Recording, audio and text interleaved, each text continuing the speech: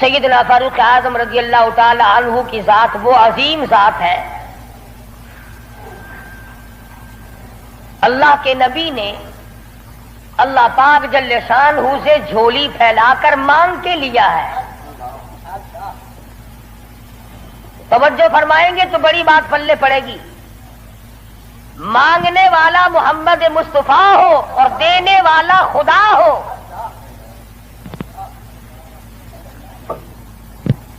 امام الانبیاء نے اپنی حیثیت کے مطابق مانگا ہوگا اور خدا نے اپنی حیثیت کے مطابق دیا ہوگا۔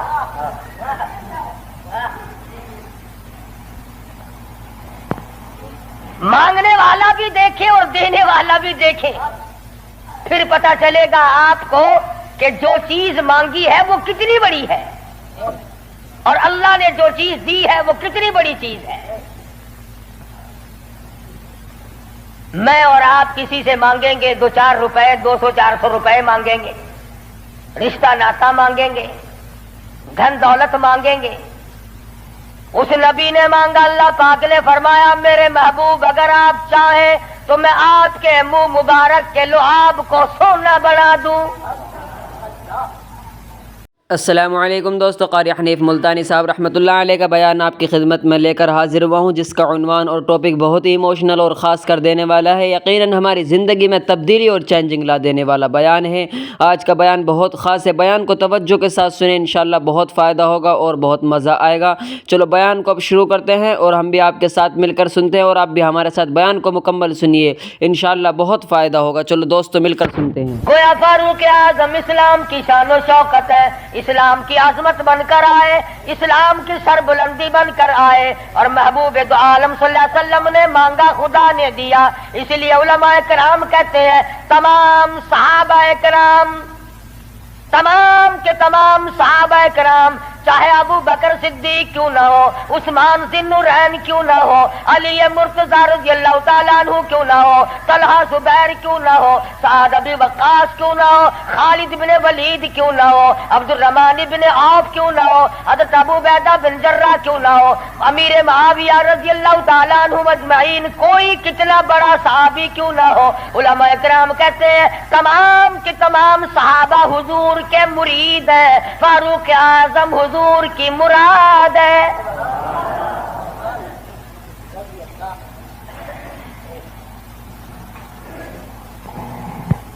نقطوں سے شان کا پتہ چلتا ہے۔ کسی نے سید عطا اللہ شاہ صاحب بخاری سبقت رحمت اللہ علیہ سے پوچھا، دھیان کرو گے تو انشاءاللہ بات پلے پڑے گی۔ کسی نے شاہ جی مرحوم سے پوچھا کہ حضرت سیدہ خدیجہ رضی اللہ تعالی عنہا کا درجہ بڑا ہے یا سیدہ عائشہ صدیقہ رضی اللہ تعالی عنہا کا درجہ بڑا ہے؟ دونوں نبی کی گھر والی ہیں۔ سب سے پہلی گھر والی حضور صلی اللہ علیہ وسلم کی ازواج مطہرات میں سے سیدہ خدیجہ ہیں، جن کے پیٹ سے اللہ پاک نے حضور کو 4 بیٹیاں دی، 2 بیٹے دیے، دونوں بیٹے اسی وقت اللہ نے بلا لیے۔ اور اس میں بھی بڑی حکمت تھی کہ ایک لڑکی کی نسل آگے اللہ نے چلائی۔ دیکھ لو آج تمہارے سامنے کیا کیا فرقہ بندی، اگر نبی کا بیٹا زندہ رہتا تو کیا بنتا۔ تو شاہ جی مرحوم سے کسی نے پوچھا کہ سیدہ خدیجہ کا درجہ بڑا ہے یا سیدہ عائشہ صدیقہ کا درجہ بڑا ہے؟ تو شاہ جی مرحوم نے جواب دیا کہ ترازو تو میرے پاس نہیں جو میں درجوں کو تول لوں، اتنی بات معلوم ضرور ہوتی ہے کہ خدیجہ محمد ابن عبداللہ کی بیوی ہے اور عائشہ صدیقہ محمد الرسول اللہ کی بیوی ہے۔ یعنی فرق یہ سمجھایا کہ سیدہ خدیجہ کا جس وقت نکاح ہوا اس وقت حضور مکے میں محمد ابن عبداللہ تھے، اور جب عائشہ صدیقہ حضور کی جھولی میں آئی تو محمد الرسول اللہ تھے صلی اللہ علیہ وسلم۔ ایک دن سیدہ عائشہ صدیقہ اور سیدہ فاطمہ الزہرا رضی اللہ تعالی عنہا، خالہ بھانجی بیٹی ماں بیٹی بیٹھی ہوئی تھی۔ آج ہماری عورتیں تو دنیاوی ضروریات کی گپیں ماریں گی. تیرا سوٹ کیسا، میرے جوتے کیسے، تیری چوڑیاں کیسی، تیرا زیور کیسا، تیرا خامند کیسا، تجھے کتنا خرچہ ملتا ہے. نبی کریم صلی اللہ علیہ وسلم کے گھرانے کا حال دیکھو. سیدہ فاطمہ الزہرا اور سیدہ عائشہ صدیقہ میں گفتگو چل پڑی. فاطمہ الزہرا رضی اللہ تعالیٰ عنہ فرمانے لگی امی جان میرا درجہ بڑا ہے، میں نبی کی بیٹی ہوں، آپ صحابی کی بیٹی ہیں. میں نبی کی بیٹی ہوں بلکہ امام الانبیاء کی بیٹی ہوں، شہنشاہ کائنات صلی اللہ علیہ وسلم کی بیٹی ہوں، آپ ابو بکر صدیق کی بیٹی ہیں. ذہانت تو دیکھیے، علم تو دیکھیے عائشہ صدیقہ رضی اللہ تعالیٰ عنہا کا. خدا کی قسم، جس کو خدا کے سلام آئے، جن کو جبریل کے سلام آئے، حضور جن کی جھولی میں ہو تو قرآن اترے. سیدہ عائشہ صدیقہ فرمانے لگی بالکل بیٹی ٹھیک ہے، بے شک مانتی ہوں تیرا درجہ بڑا ہے، آپ شہنشاہ کائنات کی بیٹی ہیں، امام الانبیاء کی بیٹی ہیں، محمد الرسول اللہ کی بیٹی ہیں، آپ کالی کملی والے صلی اللہ علیہ وسلم کی بیٹی ہیں، میں ابو بکر صدیق صحابی کی بیٹی ہوں. بالکل ٹھیک ہے، مگر یہ رشتے ناتے دنیا کے ہیں، لختے جگر. میں نے تیرے ابا سے سنا، شہنشاہ کائنات صلی اللہ علیہ وسلم سے سنا، جس عورت کا نکاح جس آدمی کے ساتھ ہوگا قیامت میں اسی کے ساتھ اٹھے گی، اسی کا پلہ پکڑ کے جنت میں جائے گی. تو خاتون جنت ہے فاطمہ. میں نے تیرے ابا سے سنا ہے اس بات کے مطابق جس وقت جنت کا داخلہ ہوگا تیرے ہاتھ میں علی مرتضیٰ کا ہاتھ ہوگا، میرے ہاتھ میں امام الانبیاء کا ہاتھ ہوگا.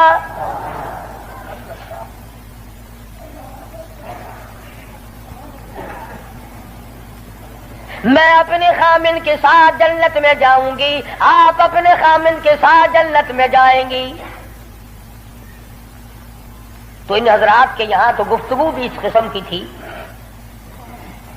فاروق اعظم رضی اللہ تعالی عنہ آپ صلی اللہ علیہ وسلم کی مراد مانگ کے لیا. ایسے وقت میں مانگا جب مسلمان پریشان تھے. مسلمانوں کو اپنا ایمان اظہار کرنے کا موقع نہیں تھا، مخفی اسلام رکھتے تھے. یہ اسلام کا شیر آیا، بہادر آیا تو تمام صحابہ کرام.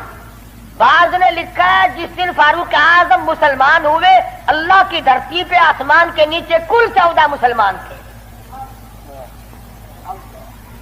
اور ایک روایت یہ ہے کہ 39 مرد عورت پہلے تھے، 40 میں فاروق اعظم ہے. پھر بھی لمبی چوڑی کوئی بات نہیں. اور ایمان لانے کا سبب بھی بڑا عجیب بنا ہے. کفر میں بڑے پکے تھے.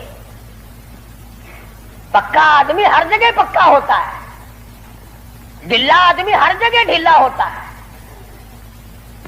ایک دن بت کی پوجا کر رہے تھے، اس بت میں سے آواز آئی اتنا بڑا آدمی ہو کر تیری مت ماری گی، مجھ پتھر کو پوج رہا ہے، خدا کی پوجا کر. حضور صلی اللہ علیہ وسلم کے بارے میں خیال ہوا کہ یہ شاعر ہے. قرآن کریم پڑھتے ہوئے سنا، تردید ہوتی چلی گئی. کفار مکہ اکٹھے ہوئے، کہنے لگے نبی کی تحریک کو ختم کرو، نبوت کو قتل کر دو، امام الانبیاء صلی اللہ علیہ وسلم کو قتل کر ڈالو، یہ تحریک ختم ہو جائے گی، دین ختم ہو جائے گا، اسلام ختم ہو جائے گا. مشورہ ہوا آپس میں بیٹھ کر اس کام کو کون کرے. سارے مکے والوں نے اتفاق کیا خطاب کا بیٹا کر سکتا ہے. پتا چلا کہ کافر بھی بڑا بہادر شمار کرتے تھے. اپنے ذمے لے لیا، تلوار لی، چل پڑے قتل کے پروگرام سے، ارادے سے. صحابی راستے میں ملے، انہوں نے تیور بدلے ہوئے دیکھے تو گھر کا راستہ پھیر دیا. کہا کہ تیری بہن اور بہنوئی دونوں مسلمان ہو چکے ہیں، تمہارے گھر میں دین داخل ہو چکا ہے. اس وقت طبیعت میں مزید جلال آ گیا، میرے گھر میں دین آ گیا، ایمان آ گیا، اسلام آ گیا۔ دروازے پہ جا کے دستک دی، دروازہ زور سے کھٹکھٹایا، بہن سمجھ گئی میرا بھائی آ گیا جو ابھی کفر میں ڈوبا ہوا ہے۔ صحابی قرآن کریم پڑھا رہا ہے، میاں بیوی کو یاد کرا رہا ہے۔ آج میاں بیوی تو مل کر کیا قرآن یاد کریں گے، اولاد کو قرآن کریم پڑھانے کے لیے آج کا مسلمان تیار نہیں۔ صحابی کو چھپا دیا، اندر داخل ہوئے، پوچھا تم کیا کر رہے تھے، کیا پڑھ رہے تھے؟ فوراً جواب دیا اور کہہ اٹھے تجھے کیا مطلب ہے؟ پکڑا ہے بہنوئی کو، مارا مار مار کے بے ہوش بنا دیا۔ بہن اٹھی، کہنے لگی ہے عمر آج کیا اپنی بہن کو بیوہ کرنے کا ارادہ ہے؟ اجاڑنے آئے ہو، بسے ہوئے گھر کو برباد کرنے آئے ہو۔ بہنوئی کو چھوڑ دیا، بہن کو پکڑ لیا، اتنا مارا، ناک سے خون جاری، آنکھوں سے خون جاری، منہ سے خون جاری، مارا ہے اپنے دین کی وجہ سے۔ اللہ پاک نے بہن کو توفیق دی، وہ کہنے لگی ہے عمر دل سے نکال دی یہ بات کہ مار مار کے توحید کی امانت میرے سینے سے نکال دو گے۔ یہ تو خون کے قطرے قطرے میں بسی ہوئی ہے، رگ و ریشوں میں بس چکی ہے۔ تو مارتا تھک جائے گا، میں مار کھاتی نہ تھکوں گی۔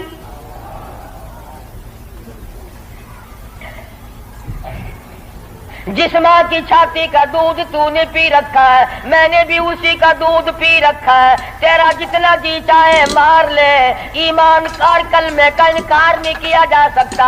اس لیے شاعر کہتا بہن بولی عمر ہم کو اگر تو مار بھی ڈالے، شکنجوں میں کسیا بوٹیاں کتوں پہ نچوا دے، جو تیرا جی چاہے کر گزر۔ میرے ایمان کی یہ کیفیت ہے، ہم اپنے دین حق سے ہرگز پھر نہیں سکتے ہیں۔ بلندی معرفت کی مل گئی ہے، گر نہیں سکتے۔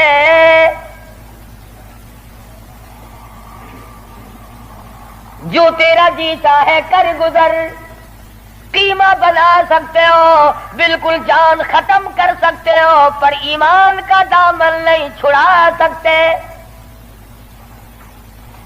عورت ذات اور حالت یہ ہے دہن سے نام حق، آنکھوں سے آنسو، منہ سے خون جاری۔ عمر کے دل پہ اس نقشے سے عبرت ہو گئی تاری۔ سوچتے ہیں میرے سامنے کبھی بولی نہیں، آج کیسے بول رہی ہے؟ کیا بات ہے؟ بھائی سے ڈر جانے والی بہن، روب کھانے والی بہن، کبھی میرے سامنے کلام نہیں کیا۔ کس چیز نے آج اتنی طاقت دے دی، جرأت دے دی، شجاعت دے دی، بہادری دے دی، اسپرٹ داخل کر دی؟ آج مجھے چیلنج کر رہی ہے، علل اعلان کہتی ہے تو مارتا جا، میں مار کھاتی جاؤں گی۔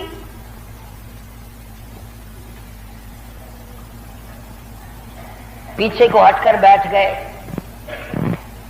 اور کہنے لگے کہ فاطمہ میری بہن، اب تو وہ دکھا دے تم کیا پڑھ رہی تھی۔ ایسے وقت میں بھی قرآن کریم کا تقدس ملحوظ ہے۔ پاکستان کے مسلمانوں، تم نے اخبارات میں پڑھا سنا، شرم نہیں آئی؟ 15 شہروں میں قرآن کریم کی توہین کی گئی، اللہ کے قرآن پہ پخانے کیے گئے، گندگی میں پھینکا گیا، جلایا گیا۔ آج اللہ کا قرآن میرے تیرے دروازے پہ کرلاتا پھرتا ہے، روتا پھرتا ہے، اور مسلمانوں ہے کوئی میرا، او لوگوں میری توہین ہو گئی۔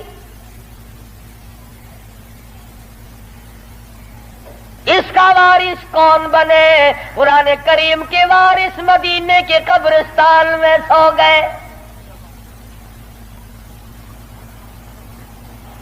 फातिमा बिनते खत्ताब ने उस वक्त में भी अदब को मलहूज रखा। कहने हालांकि बाल फटे हुए हैं, कपड़े फटे हुए हैं, खून थूक रही है, खामिद बेहोश पड़ा है, ऐसी हालत में भी कहती है मैं तुझे दिखा तो देती मगर तू काफिर पलीत है। कुरान करीम मेरे अल्लाह मियां का मुकद्दस कलाम है।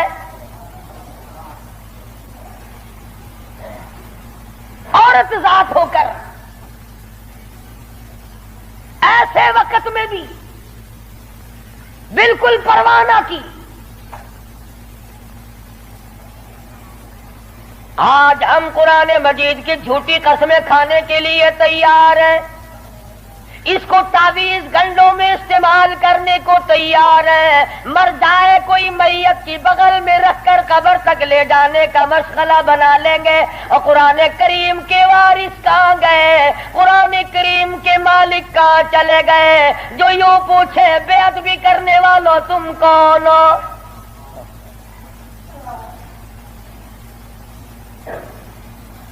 आज अगर किसी हुकूमत के बारे में कोई बात कर दी जाए फौरन सजा आ जाती है। अगर किसी के बारे में कुछ कह दिया जाए फौरन कानून हरकत में आता है, हुकूमत के कारिंदे हरकत में आते हैं। और सीआईडी वालों, इंटेलिजेंस वालों, कहाँ गया तुम्हारा महकमा? अल्लाह के कुरान की बेइज्जती हो गई।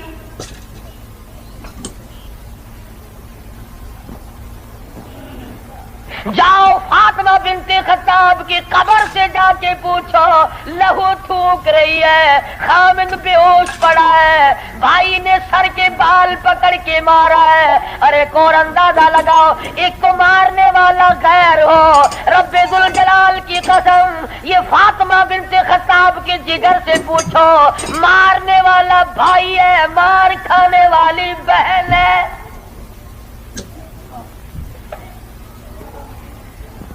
चोरी नहीं की, डाका नहीं मारा, गुनाह कोई नहीं किया, कसूर कोई नहीं किया, कुरान करीम क्यों पढ़ती है?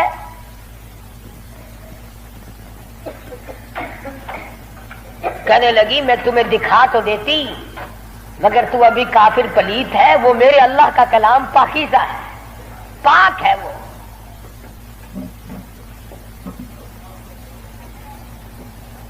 देखूंगा जरूर, मैं पाक कैसे हो सकता हूं?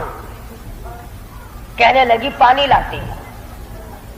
अंदाजा लगाओ, कुर्बान जाऊं फातिमा बिनते खत्ताब, तेरी एक एक अदा पे रोती जाती है, खून थूक रही है, पानी ला रही है, और पानी ला करके भाई के ऊपर पानी डालती जाती है, खून भी थूक रही है, आंसू बहा रही है, और आसमान की तरफ चेहरा उठाकर यूं चुपके से झोली फैला दी। इलाही बाहर को मैं धो रही हूं, अंदर को तू पाक कर दे। बाहर पानी डालना मेरा काम है, अंदर को साफ कर देना ये तो तेरा काम है। गुस्ल करा दिया, कुरान करीम का वर्का हाथ में दे दिया। तुम सारा कुरान करीम पढ़ते हो, सुनते हो, मगर मुर्दों के लिए। आज अदालत में कुरान करीम के लिए जगह कोई नहीं, कचहरी में जगह कोई नहीं, मार्केट में जगह कोई नहीं, मोहल्ले में जगह कोई नहीं, मेरी तेरी शादी में कुरान करीम का पूछने वाला कोई नहीं, ऐवान सदर में पूछने वाला कोई नहीं, किसी मामले में कुरान के जानने मानने वाला कोई नहीं। इधर आ, फारूक आजम ने एक आयत पढ़ी, सिर्फ एक आयत पढ़ी। उधर हुजूर सल्लल्लाहु अलैहि वसल्लम की झोली फैली हुई है, इधर फातिमा बिनते खत्ताब के आंसू हैं। एक आयत पढ़ने के बाद फौरन पुकार उठे और कहने लगे चलो ढूंढे गुलामों को, चलो ढूंढे गुलामों को, शहंशाह कर दिया जिसने, ज़माने भर के गुलामों को आका कर दिया जिसने। اے میری بہن مجھے بھی یہ دولت ملنی چاہیے جو دولت تجھے ملی. اور فرماتے ہیں فاطمہ میں گستاخی کے ارادے سے چلا تھا, قتل کے ارادے سے چلا تھا, اب میرے گلے میں رسی ڈال کر مجھے گلیوں میں سے گھسیٹ کے دربار رسالت میں لے کے جا.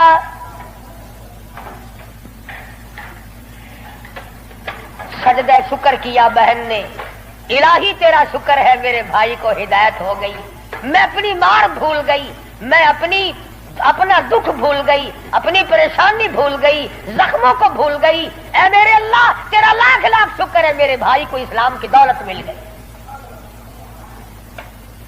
دربار رسالت میں سب کہہ دو صلی اللہ علیہ وسلم میں حاضر ہوئے, اسلام سے مشرف اسلام ہوئے. حضور صلی اللہ علیہ وسلم نے وضو فرمایا, نماز کی نیت باندھنے لگے. فاروق اعظم نے پوچھا کیا کرو گے؟ کہ نماز پڑھوں گا. عرض کیا نماز کیا چیز ہے؟ فرمایا میرے اللہ کا حکم ہے, میرے اللہ کی یاد ہے, عبادت ہے. تھا نا آخر فاروق ہلکی سے تو نہیں مانگی تھی کالی کملی والے نے صلی اللہ علیہ وسلم. بہادر بول اٹھا میرے آقا, وہ دن گئے جب آپ کوٹڑی میں نماز پڑھا کرتے تھے, چھپ چھپ کر نماز پڑھا کرتے تھے. یہ آج سے پہلے کی باتیں تھی. ساری دنیا حرم میں عبادت کرے, بیت اللہ میں عبادت کرے, آپ کوٹڑی میں نماز ادا کرے کیوں؟ اسی وقت چلو بیت اللہ میں نماز ہوگی.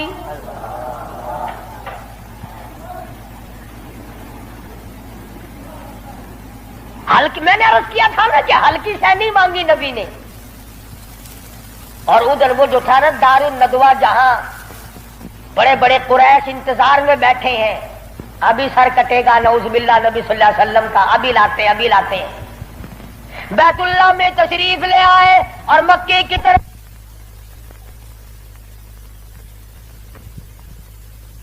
بچے دوڑے لو, بھی کام بن گیا. جس کام کے لیے ہم نے بھیجا تھا وہ کام بن گیا. نعوذ باللہ نبی کو شہید کر دیا گیا. سامنے آئے فاروق اعظم فرمانے لگے آؤ, جس نے اپنے بچے یتیم کرانے ہو وہ مقابلے میں آ جائے, جس نے اپنی بیوی کا سہاگ اجاڑنا ہو سامنے آؤ. وہ دن گئے جب تم میرے محبوب کو تنگ کیا کرتے تھے. اب انگلی کا اشارہ کرو گے میں انگلی کو کاٹ کے رکھ دوں گا.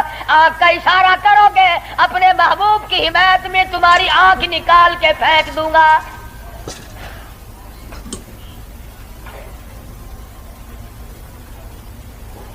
خطاب کے بیٹے تجھے تو ہم نے سر لینے کے لیے بھیجا تھا. کہنے لگا ایسا ہی سودا ہوا کرتا ہے, سر لینے آیا تھا مگر سر دے بیٹھا ہوں, سر دے بیٹھا ہوں. اب تو یہی حالت یہ رہے گی, میرا سر ہو تیرا در ہو, تیرا در ہو میرا سر ہو, میرا دل ہو تیرا گھر ہو. تمنا مختصر سی ہے مگر تمہید کولانی. فاروق اعظم مسلمان ہو گئے, قریش سارے مایوس ہو گئے, لو بھی اب خیر نہیں, اب معاملہ بگڑ گیا. پروردگار عالم نے وہ شان بخشی. حضور صلی اللہ علیہ وسلم فرماتے ہیں اے عمر, جس گلی سے تو نکل جائے, جس بازار سے تو نکل جائے, اس بازار میں شیطان داخل ہونے کی جرت نہیں کرتا.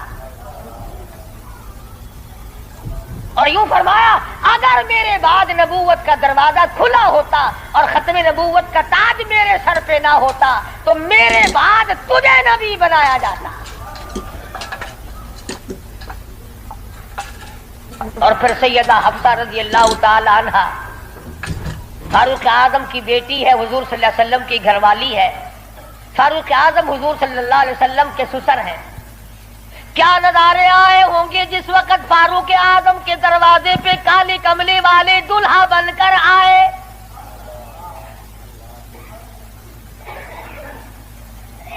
جس کا داماد امام الانبیاء ہو, کیا کہنا اس کی عظمتوں کا.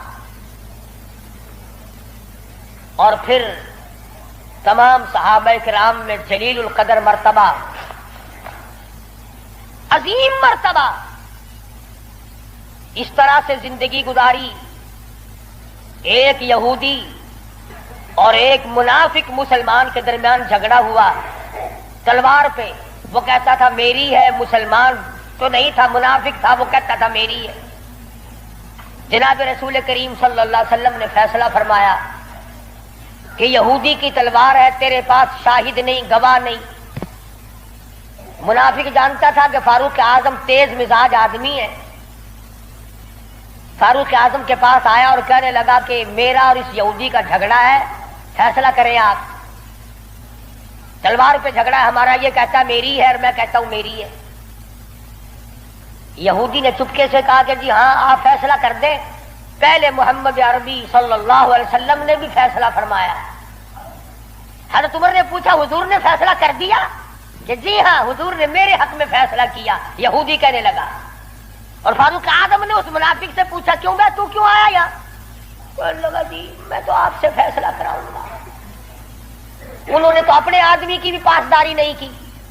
देखो ना, ये तो यहूदी है, काफिर है, इसको तलवार दे दी कि अच्छा तू हुजूर के बाद मुझसे फैसला कराने आया है? कि जी हाँ मैं तो आपसे कराऊंगा। देखो ना आप कितने गैरत वाले आदमी हैं। कि अच्छा अच्छा माशाअल्लाह, तशरीफ रखो, अभी फैसला कर देता हूं।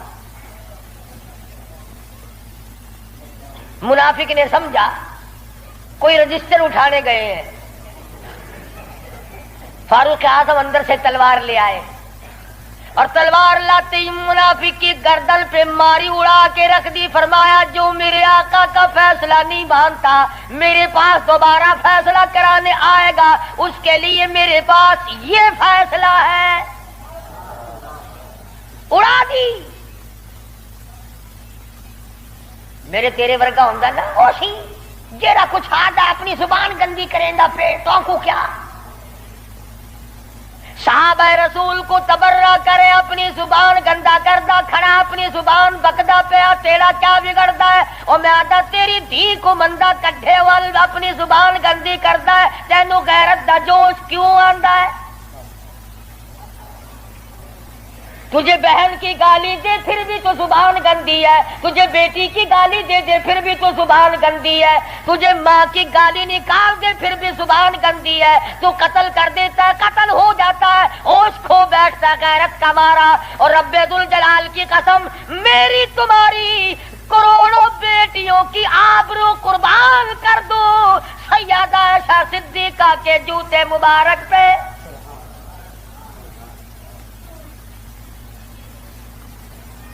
क्यों गाली दे कोई किसी को? कहां से जुर्रत आ गई? क्यों जुर्रत करता है कोई किसी सहाबी को या किसी सहाबिया को गाली देने की? वो मजहब किस काम का जिसमें गालियां दी जाए? वो मजहब है कोई? वो इबादत है कोई जिसमें गाली हो, सबको सितम हो, तबर्रा हो?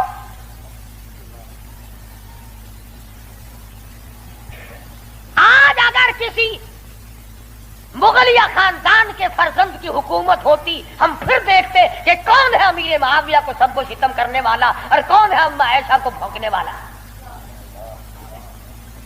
और मेरा ईमान है, मैं यह जोश दिलाने के लिए नहीं कहता, मेरा ईमान है, जिस कान ने सहाबा किराम का तबर्रा सुना या अपनी अम्मा की शान में गुस्ताखी सुनी, जब तू 50,000 साल का प्यासा होगा, तेरी आंख ने पानी नहीं देखा होगा, न नदी न नाला न चश्मा न कुआं न समंदर न दरिया, सवा नेज़े पे सूरज होगा और 50,000 साल का एक दिन गुजरेगा। और जब तू काली कमली वाले सल्लल्लाहु अलैहि वसल्लम के दरबार में हौज़े कौसर पे जाएगा, मेरा ईमान है अम्मा ऐसा तेरा दामन पकड़कर झटक के पूछेंगी, बेटा तू ही था जो मेरी शान में गालियां सुना करता था।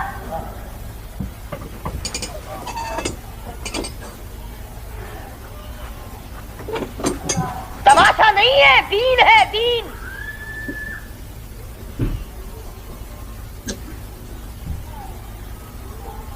सैयदना फारूक आज़म रज़ी अल्लाह ताला अन्हु उन अजीम हस्तियों में से हैं जिन्होंने अपने दौरे खिलाफत में इस्लाम के नाम पर 18,000 शहर फतह किए। 1000 شہر فتح کیے. کوئی مائی کا لال ایسا کام قیامت تو آ سکتی ہے مگر فاروق اعظم کی طرح تو فتح تو کر کے دکھائے. جن لوگوں نے فاروق اعظم کی شکل دیکھ کر بیت المقدس کی چابیاں حوالے کی تھی، جب لوگوں نے فاروق اعظم کو گالیاں دینی شروع کی، اللہ پاک نے تم سے قبلہ اول چھین لیا. کیا تم اس قابل ہی نہیں جس کے چہرے کی برکت سے تمہیں بیت المقدس ملا تھا اس کو بکواس کر رہے ہو؟ جاؤ اب بیت المقدس میں یہودیوں کو تو دے سکتا ہوں مگر گالیاں دینے والوں کو نہیں دوں گا.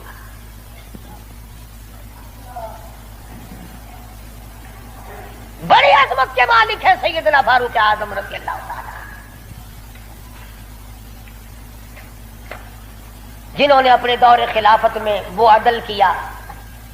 اب وہ منافق کی گردن جو اڑا دی نا، منافق تو بے شمار تھے، اوپر سے مسلمان بنے ہوئے تھے، اندر سے پکے یہودی تھے. ہائے ہائے دیکھو بالکل بے گناہ اپنے دروازے پہ. ارے بھائی اکرام کرنا چاہیے تھا، کلمہ گو کو قتل مار کر دیا. ہائے ہائے ہائے. سارے اکٹھے ہو کے اور دربار رسالت میں گئے، دربار رسالت میں گئے. ہائے مر گئے، ہائے مر گئے، ہائے ہائے. حضور صلی اللہ علیہ وسلم نے پوچھا کیا ہوا؟ ارے بس وہ تمہارا ہے نا. وہ کون؟ ارے وہ بڑا، آپ نے بڑا بنا رکھا ہے نا اسے. کون؟ اجی وہ ہے نا جس کو فاروق اعظم کہتے ہیں عمر. ہاں. حضور صلی اللہ علیہ وسلم نے فرمایا ہاں ہاں کیا بات ہے، بالکل بے گناہ، بے قصور، بے خطا، بڑا نیک آدمی، حاجی قاضی نمازی، تلوار ماری گردن اڑا دی مسلمان کی. ہاں یہی تو دکھ ہوا، مسلمان کو مار دیا، بدلہ دلواؤ جلدی کرو. انہوں نے سوچا چلو ہمارا تو ایک کمینہ گیا پر بدلے میں فاروق اعظم کو قتل کریں گے. امام الانبیاء محبوب کبریا حضرت محمد مصطفیٰ صلی اللہ تعالی علیہ وسلم نے فاروق اعظم کو بلا بھیجا. بلا کے فرمایا اے فاروق یہ کیا بات کہہ رہے ہیں؟ کہتے ہیں ایک مسلمان کو آپ نے قتل کر دیا بغیر کسی وجہ کے. فاروق اعظم پریشان ہوئے، میں اب کیا کروں؟ ادھر سے جبریل امین قرآن لے کر آ گیا. فلا وربک. لوگوں وہ کتنی بڑی شان کے مالک ہوں گے جن کی ضرورتوں کے مطابق قرآن اترا. فلا وربک، اے میرے محبوب تیرے رب کی قسم، مجھے اپنی قدرت کاملہ کی قسم، مجھے اپنی الوہیت کی قسم، مجھے اپنے جلال کی قسم، مجھے اپنی پروردگاری کی قسم، لا یؤمنون. اس وقت تک کوئی مسلمان ہو ہی نہیں سکتا، مسلمان بن ہی نہیں سکتا حتی یحکموک فیما شجر بینہم. اور میرے محبوب جو تیرے فیصلے کو پلٹ دے، جو تیرا فیصلہ نہ مانے وہ مسلمان کائے کا. میں خدا قسم کھاتا ہوں فاروق نے مسلمان نہیں مارا بلکہ یہودی منافق مارا ہے.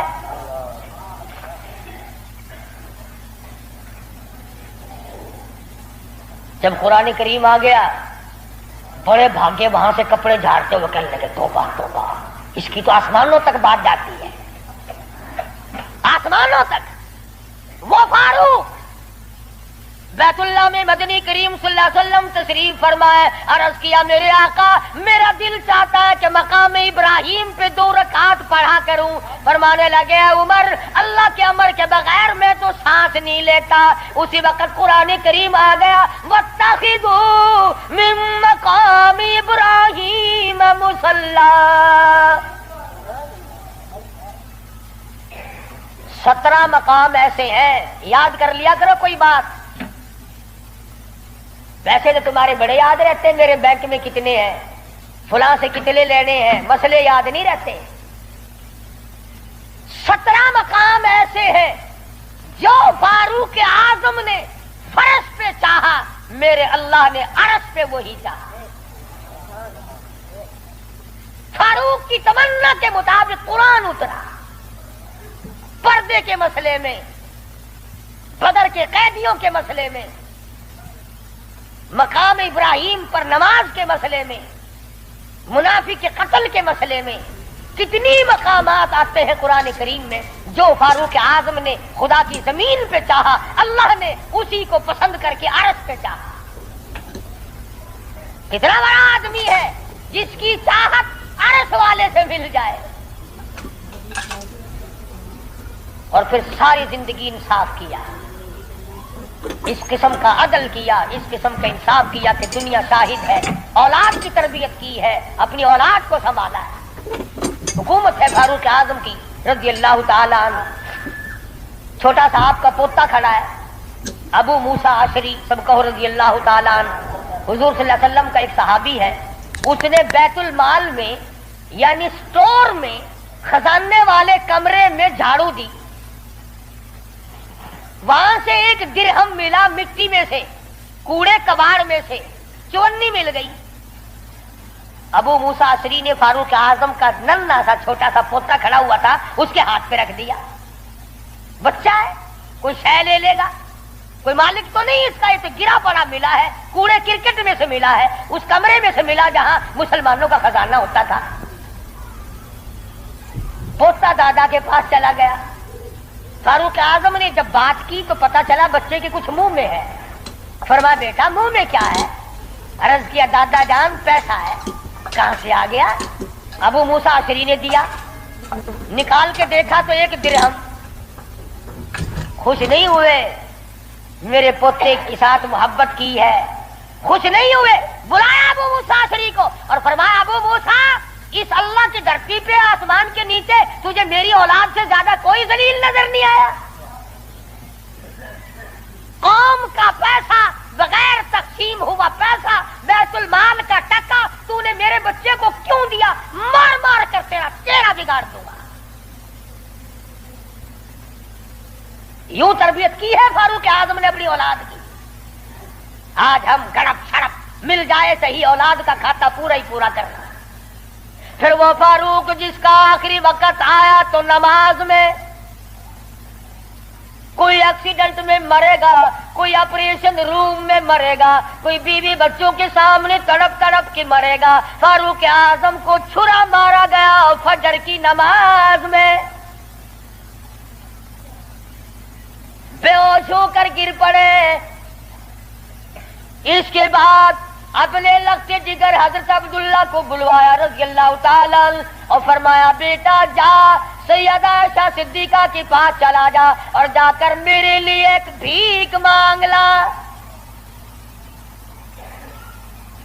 اور جا کر کے بھیک مانگ۔ عائشہ صدیقہ مالکہ ہے اس حجرے کی جس حجرے میں محمد عربی صلی اللہ علیہ وسلم دفن ہے، ابو بکر صدیق دفن ہے، ایک قبر کی جگہ ہے۔ عائشہ صدیقہ سے جا کر میرے لیے بھیک مانگ کے آ، اور جا کے یوں کہنا ہے چھپائے کفن میں آج عمر، اور سوالی آپ سے ہے سر بسر، اس کو بس للہ اجازت دیجیے تاکہ قدموں میں نبی کے جا بچھے، اجازت دے دو اللہ واسطے بھیک مانگتا ہوں۔ اور آج میری یہ حالت ہے، پیش یہ مولا کا ہے اتنا خیال، اور کانپتا ہے عمروں کا بس بال بال۔ رو رہے ہیں فاروق اعظم، فرماتے ہیں دیکھیے آج جالا اس کی حضور، کیسے آوے پیش وہ رب غفور، نہ معلوم کیا بنے گی۔ حضرت عبداللہ بن عمر رضی اللہ تعالیٰ اما عائشہ صدیقہ رضی اللہ تعالیٰ عنہ کی خدمت میں گئے، قبر کی جگہ مانگی، ابا جان نے بھیک مانگ رہے ہیں، فرمانے لگی میں نے اپنے لیے رکھی تھی، مجھے اس کے بدلے میں قیامت تو آ سکتی ہے مگر ایسی جگہ نہ ملے گی۔ واہ ایسا صدیقہ، تم نے اچھا صدقہ کیا، تاریخ کو شرمندہ کر دیا۔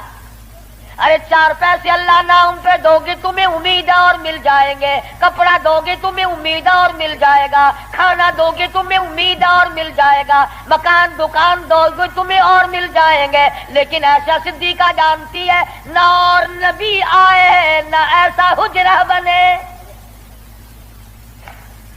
یہ تو جنت کا ٹکڑا ہے۔ ایسا صدیقہ کو پتا ہے کہ یہ وہ زمین ہے، زمین کے وہ ذرے جو حضور صلی اللہ علیہ وسلم کے جسم اقدس کو لگے ہوئے ہیں، ان کا درجہ عرش عظیم سے بلند ہے۔ مگر اما عائشہ فرماتی ہیں رضی اللہ تعالی عنہا کہ کوئی اور ہوتا تو میں انکار کر دیتی، فاروق کو انکار کرتے شرم آتی ہے، میرے محبوب نے اللہ سے مانگ کے لیا تھا، جاؤ میرا اللہ مالک ہے میں نے دے دی۔ جب واپس آئی حضرت عبداللہ بن عمر، ادب دیکھو، فرمایا مجھے اٹھا کے بٹھاؤ۔ اما عائشہ کا جواب لیٹ کر سننا بے ادبی سمجھتا ہوں۔ اٹھا کے بٹھایا، بتایا کہ اجازت مل گئی، رونے لگے۔ انصاف کا دم بھرنے والوں، عدل کا نام لینے والوں، آؤ فاروق کا آخری انصاف دیکھو، آخری۔ یوں فرمایا ابھی مجھے سانس آ جا رہے ہیں، جب میری روح پرواز کر جائے، جب میرا دم نکل جائے، مجھے غسل دے کر فارغ ہو جاؤ، جنازے کی تیار کر چکو، جب میرا منہ کفن میں چھپا سکو اور چھپا چکو، میرا جنازہ اٹھا کر اما عائشہ صدیقہ کے دروازے کے لے جانا۔ کیوں؟ کیا کریں گے وہاں لے جا کر؟ فرمایا قیامت تک کے آنے والے لوگ یوں نہ کہیں زبردستی لے لی ہوگی، ورنہ ایسی جگہ کون دیا کرتا ہے۔ حکمران جو تھا 22 لاکھ مربع میل کا حکمران جو ہے، بادشاہ جو ہے 18,000 شہروں کا فاتح جو ہے، او میاں دبا کے لے لیا ہوگا، کون ایسی جگہ قبر کی جگہ دیا کرتا ہے؟ فرمایا جب میں نہ بول سکوں، میں خاموش ہو جاؤں ہمیشہ کے لیے، میری حکومت نہ رہے، میرا اقتدار نہ رہے، میری حکمرانی نہ رہے، منہ کفن میں چھپا ہوا ہو، اما ایسا صدیقہ کے دروازے پہ رکھ دینا، پھر اجازت مانگنا کہ آج بھی اجازت پھر دو، اگر اجازت دے تو حضور صلی اللہ علیہ وسلم کی قبر کے برابر دفن کرنا، اگر اس وقت اجازت نہ دے تو جنت البقیع میں دفن کر دینا۔ کتنا بڑا انصاف ہے اور کس قدر خدا کا خوف ہے۔ فرمایا اگر وہ تم نے ایسا نہ کیا، قیامت میں ڈر ہے کہیں شرمندہ نہ ہو جائے۔ جس نے ساری رات لوگوں کی چوکیداری کی، پہرے داری کی، جو اپنی پیٹھ پہ اٹھا کر آٹے اور کھجوروں کی بوریاں غربا کو لا کے بھی دیتا تھا، جو یتیموں اور محتاج اور غریبوں کا کھانا پکایا کرتا تھا، جو فاروق اعظم کا انتقال ہوا، مدینے کے یتیم روئے، مدینے کے بیوائیں روئی، محتاج روئے، اب کون ہماری خبر گیری کیا کرے گا؟ تو یکم محرم الحرام فاروق اعظم رضی اللہ تعالی عنہ کی شہادت کا دن ہے۔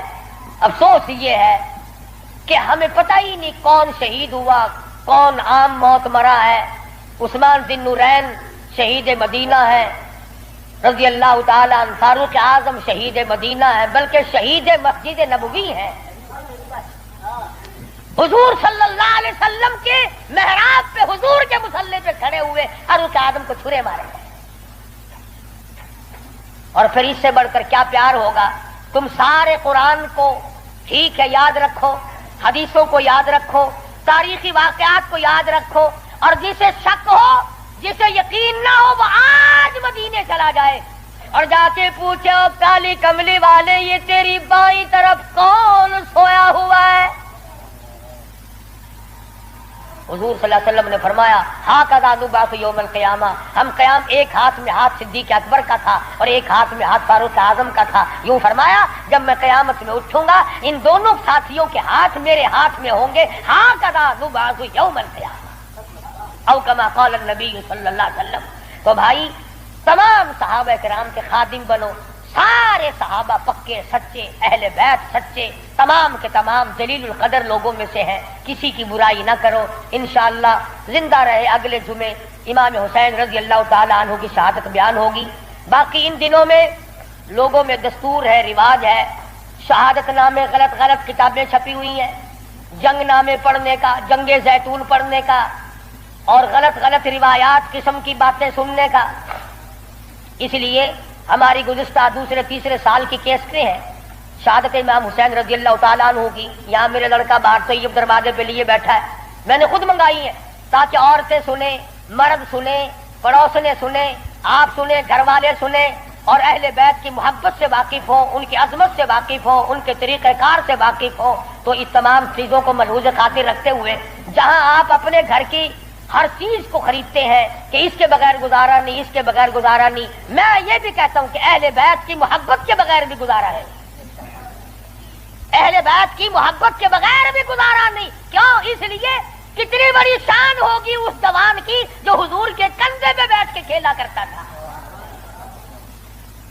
ایک بات عرض کر دوں، آخری معمول چھوٹی سی بات ہے، یہاں کندھے پہ سیدنا امام حسین بیٹھے ہیں سب کا رضی اللہ تعالیٰ عنہ، اور حضور اپنے کندھے پہ اٹھا کر مدینے کی گلی میں تشریف لے آئے تو فاروق اعظم نے فرمایا سبحان اللہ، کتنی شاندار سواری ہے، کتنی شاندار سواری ہے۔ تو حضور نے فرمایا اے عمر، یوں بھی کہو نا کہ کتنا شاندار سوار ہے، سوار بھی کتنا شاندار ہے، کتنا بہترین ہے۔ تو کیسٹ میں آپ کو سب کچھ ملے گا، اور میں ان میں انشاءاللہ بتاؤں گا کہ حسین کے کان میں اذان کس نے دی، حسین کے حلق میں گھٹی کس نے ڈالی، حسین کھیلتا کہاں تھا، حسین کی زندگی کس نے بنائی، تربیت کس نے کی، تعلیم کس نے دی، کس ماحول میں ہوئی، یہ انشاءاللہ آئندہ جمعہ سویرے سویرے آنا۔ باقی ان دنوں میں شہادت امام حسین کی کیسٹ لے جاؤ، خود سنو، ہوٹلوں پہ، دکانوں پہ، بیٹھکوں میں، گھروں میں بیٹھ کر سنو، صحابہ کرام اور اہل بیت کا ذکر محبت کے ساتھ ہوگا، یہ بھی اجر عظیم کا ذریعہ بنے گا۔ وآخر دعوانا ان الحمدللہ رب العالمین۔ اللہم صلی وسلم وبارک علی سیدنا مولانا محمد۔ اللہم صلی وسلم وبارک علی سیدنا مولانا محمد النبی الامی الہاشمی وعلی آلہ واصحابہ برۃ الکرام۔ یا اللہ سب بیماروں کو شفا عطا فرما۔ قاری عبدالاول کے سسر کو تکلیف ہے، اللہ پاک شفا کاملہ عاجلہ مستمر عطا فرمائے۔ ایک اور ساتھی ہے، ان کا بھائی بیمار ہے، میری طبیعت پورا ہفتہ ہو گیا بڑی ناساز ہے، دعا فرماؤ اللہ تبارک و تعالیٰ سب کو صحت کلی عطا فرمائے، موت آئے تو سب کو کلمے اور ایمان والی موت عطا فرما۔ یا اللہ سارے صحابہ کرام کا خادم بنا، صحابہ کرام کا غلام بنا، اہل بیت کا غلام بنا، سب کے کاروبار میں برکت عطا فرما۔ یا اللہ بدعات اور رسومات سے بچا، پروردگار عالم محمد کریم صلی اللہ علیہ وسلم کی غلامی نصیب فرما۔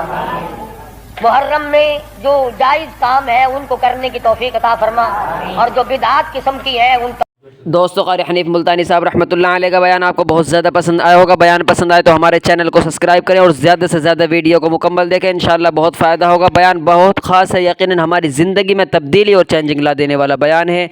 بیان آج کا ایموشنل اور خاص کر دینے والا ہے، یقیناً اس بیان کو ثواب کی نیت سے دوسروں کو شیئر کریں۔ چلو بیان کو ختم کرتے ہیں اور ملتے ہیں نیکسٹ ویڈیو میں۔ السلام علیکم ورحمۃ اللہ وبرکاتہ۔